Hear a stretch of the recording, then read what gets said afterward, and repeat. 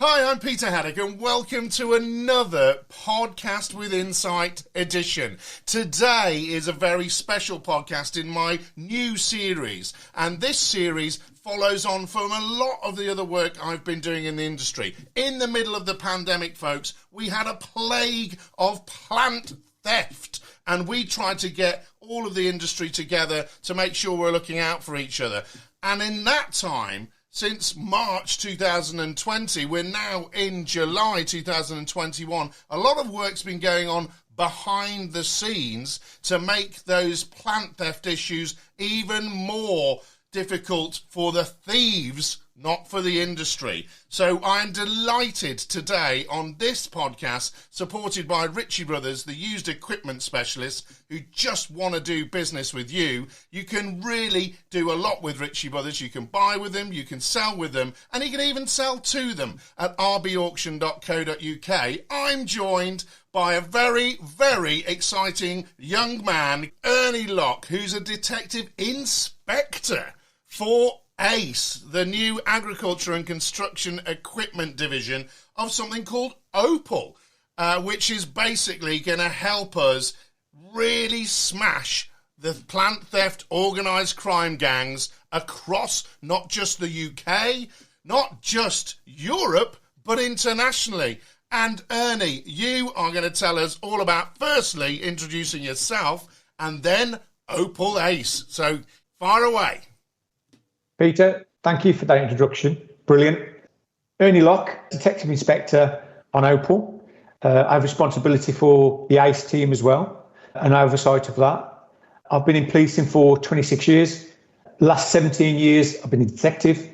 I've worked in numerous CID departments in every kind of criminality, and I've worked in covert policing and intelligence.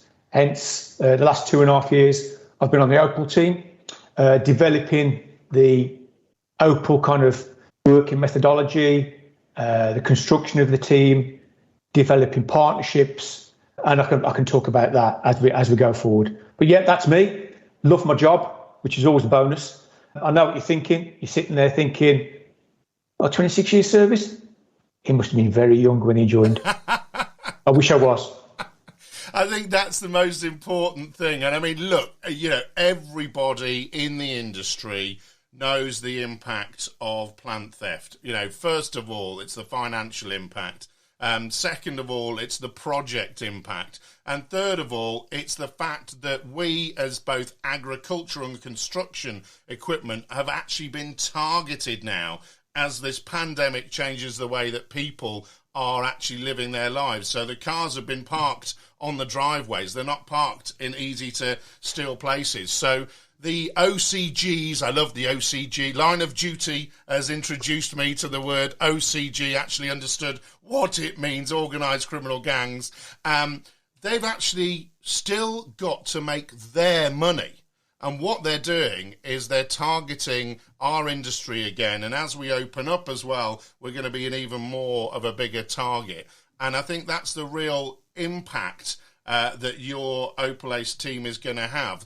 You've got 4 words which I'd like you to sort of tell the audience what they're about. The philosophy of the 4 Ps, I call it. Prepare, prevent, protect and pursue. Those are the things, the standards that you have laid out in the sort of Opal team, and then they now apply to ACE. Tell me a little bit about the understanding of how you're working and what is happening, therefore, within the ability to tackle this crisis of plant theft.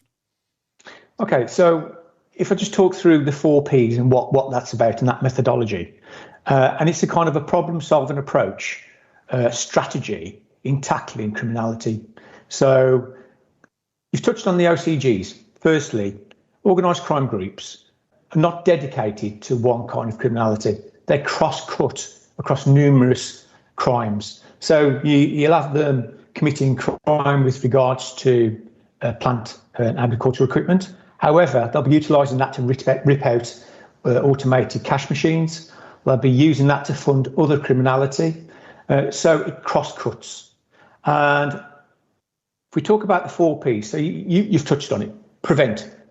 So from a prevent perspective, what we're looking at there is a kind of a whole system approach whereby you work with your partners, industry, all law enforcement, and it's a joined up approach in tackling the common goal of disrupting and targeting organised crime groups, if we use that as an example. And also it's around supporting law enforcement and industry with knowledge, intelligence, and allow them to prepare and prevent that activity. And if we look at protect, they all cross-cut across one another and the strategies. And under those strategies, you can have tactics. So protect, it can be gather and share effective practice, support the protection of our borders. Within Opal, we've already done with organised crime gangs coming from Chile and committing high volume burglaries in the south of the country. And what we've done into tackling that criminality is looking at it from a problem-solving aspect and looking at the tactical options. So what we'll look at is working with all those forces that are affected. We'll create forums, bringing in the investigation teams, share intelligence, share information, networking. So it's that joined-up approach in tackling the same goal. But also we'll look at it from a strategic perspective, sharing intelligence and information on a kind of a national, international basis with border force, immigration enforcement, not just here, but in Bogota, where they were coming from, in America, because they were travelling across the world as well. And with the Americans, we'd shared it with the Five Eyes, and the Five Eyes being New Zealand, Canada, UK, US and Australia. And what that allowed them to do is put in place measures to stop organised crime gangs from Chile coming in and committing crime. So as we know, prevention is better than cure. Absolutely. So what we were providing was that information to allow all those agencies, all those partners, all law enforcement across not just Europe, the world, in as far as what to look for with regards to Chilean OCGs trying to enter the country and commit high-value burglaries. So that was really successful. And obviously through COVID, that kind of criminality has dropped off now because of the reduction in movement across the world. However, it will come again. So when we talk about the 4Ps, that kind of encapsulates all of that 4Ps, what I've just talked about, in regards to using the Chilean burglars as an example. But we do it across all crime. We had a week of action around the theft of cat converters. And you might think, oh, cat converters? What's the interest in that? So what the interest in cat converters is? Rhodium. Rhodium is a real precious metal, real demand for it. And so organised crime groups are so adaptable. They adapt at stealing cat converters for the metal. And we were involved and coordinated a week of action through our association and membership of the National Metal Crime Working Group. And that was a week of action which was really successful across the UK. Again, using the 4Ps approach. So hopefully I've given you some kind of insight to what the 4Ps is from a methodology, and also around how we utilise it from a tactical aspect in a joined up approach in tackling organised crime groups. Yeah, that's great. And I think one of the things that I talk about a lot, Ernie, with my industry is data, and is basically the smart, connected worksite and all the rest of it. What you've just explained to me there is that the fact that you're taking those methodologies, the smart construction methodologies, and really saying that we're going to apply them to tackling plant theft and apply them to the sharing of information. So what's really important here is to understand the makeup of Opal, and people will be quite shocked into the fact that you call and brand yourselves a bit of a special analytical skills-based team. It's because you are dealing with the data from the industry, and you're dealing with the information that I would associate with telemetry systems, with health systems that are looking at data coming off machines.